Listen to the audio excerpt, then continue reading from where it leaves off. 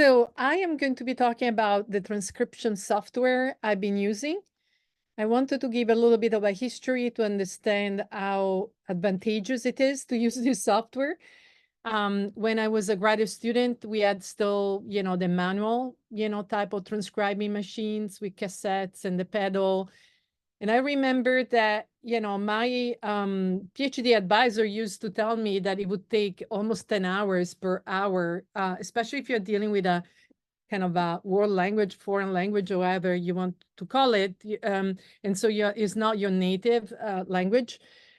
It takes a massive amount of time, to transcribe. And so this software really do the transcription in a few minutes. So that really reduces the amount of time dedicated to that. And I wanted to mention a couple of transcription software that anthropologists are using these days. One of which is HappyScribe, and one other one is one that has been talked about with some not so nice features, Author-I.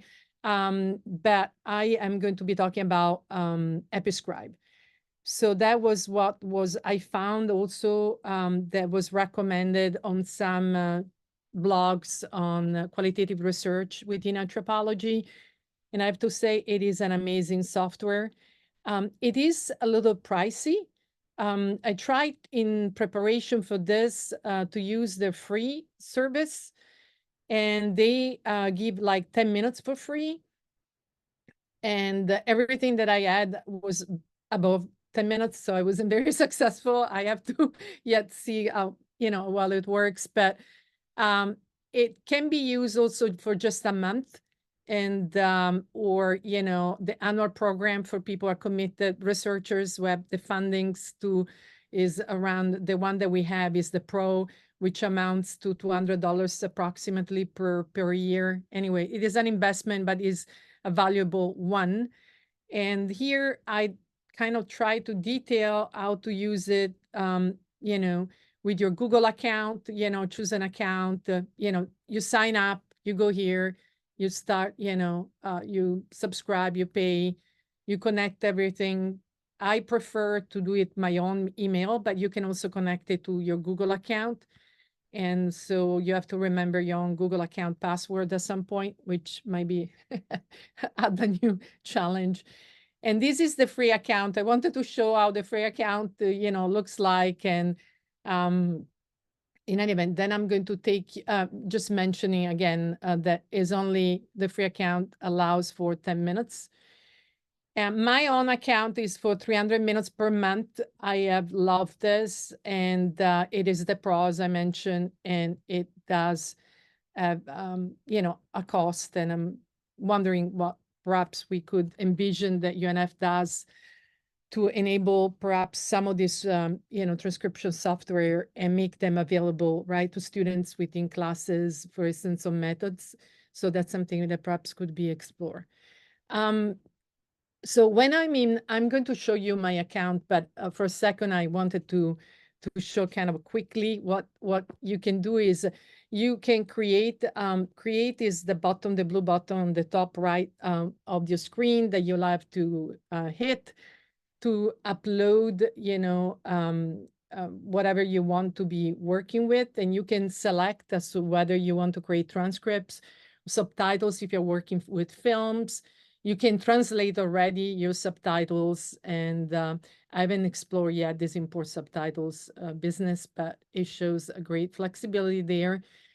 And you can even just, paste a link from YouTube and, have this software translate, YouTube video that you're interested in. So this is amazing, right? So you don't need to upload on your computer a YouTube video. This thing connects directly with a YouTube link and transcribes the video for you.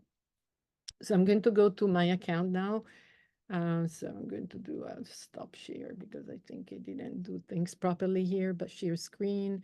And I'm going to go to, my account.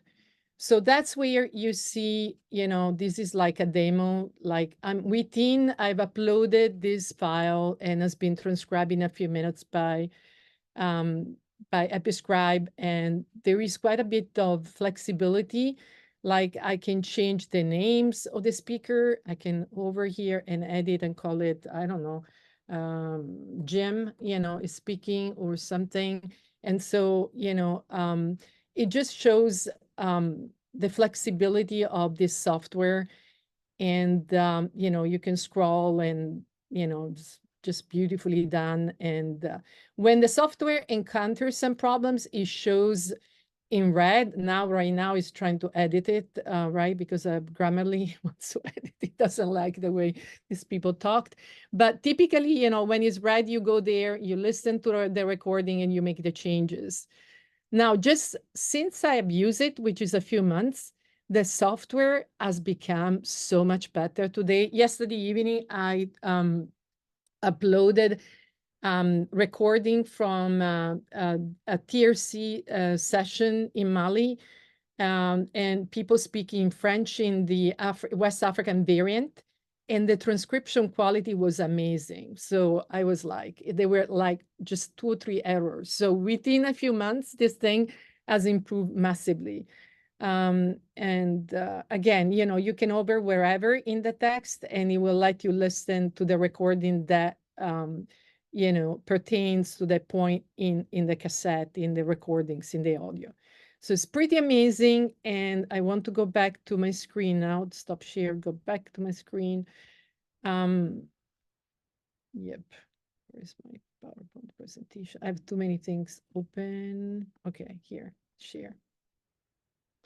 And I wanted now to talk a second about some of the characteristics of this thing, which is it is very quick, as I mentioned. It allows us to transcribe in a variety of languages. I mean, HappyScribe claims that they can transcribe 112 languages, so that's pretty amazing.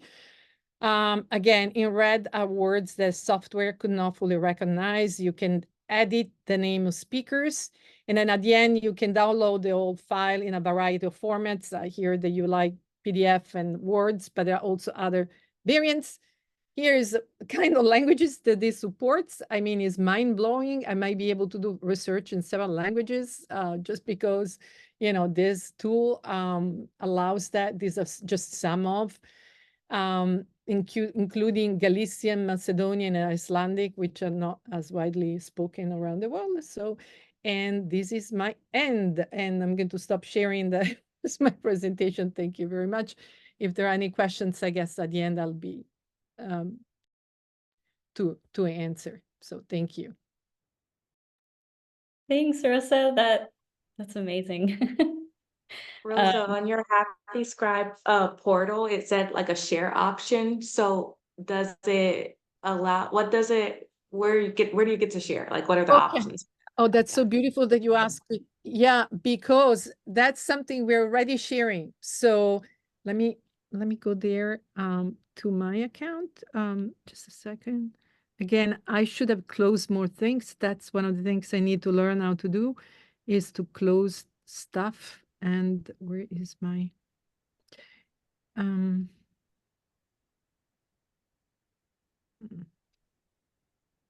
sorry.